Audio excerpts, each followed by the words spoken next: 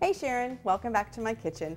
Today I'm going to talk to you about flavors and how flavors are changing and how the way we add flavors to food is changing. What started out with salt, basically in the last 2 or 3 years, where we got into all these different artisan flavored salts, is now transferring over to peppers and even sugars. So if that sounds confusing, I'll debunk it all for you in a second.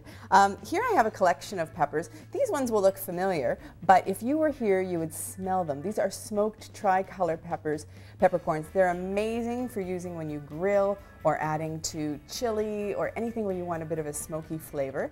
And then I have Valley Long peppercorns. And you can get all of these at national grocery stores like Metro and some independent stores like Longo here in Ontario. And I use these Valley Long peppercorns, which kind of look like a pine cone and have a much nicer smell though. I use them to help poach some shrimp. So here I've got some shrimp, some lemon, bay leaf, and the Valley Long peppercorns. I got a bit of ginger and garlic, and I ended up making this really fabulous shrimp cocktail, which won't necessarily have someone taste it and say, oh, there are Valley Long peppercorns here, but at the same time will have a really nice gourmet flavor, really full, and give you kind of an interesting water cooler moment when you have your friends over for a shrimp cocktail.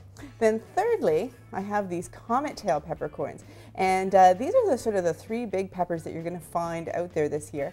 And these ones have a nice mild flavor. You can eat one just out of your hand if you like, and again, probably look really fabulous floating around in the top of a soup, or you can grind them up as well. Now I mentioned salts at the beginning, and the whole idea of artisan salts is going to another level in that people are pairing salt and savory and sweet together. And I've got these caramels, which I made, and yes, there was a bigger batch, but don't tell anybody. And I've topped them with different kinds of salt. This is a fleur de sel from France.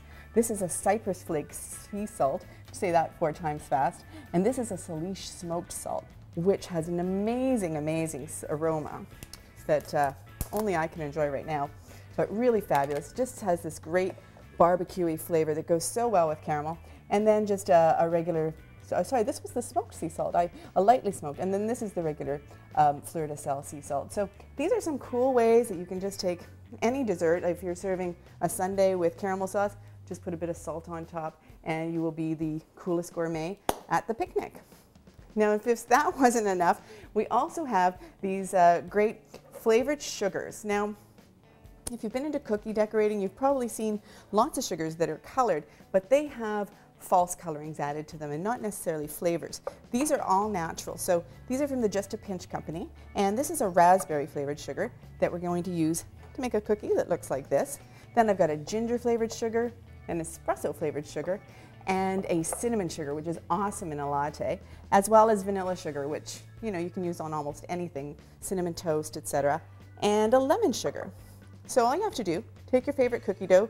This is just a plain sugar cookie. Pop it into the sugar, give it a roll, and then put it onto your tray. Give it a little press down like that. If you want to do something a little bit less coverage, just have a little bit of a kiss of sugar, you can do that as well. So here's some cool new ways that you can go to the store, buy just the stuff you think of as normal, pepper, salt, and sugar, and make it all brand new again.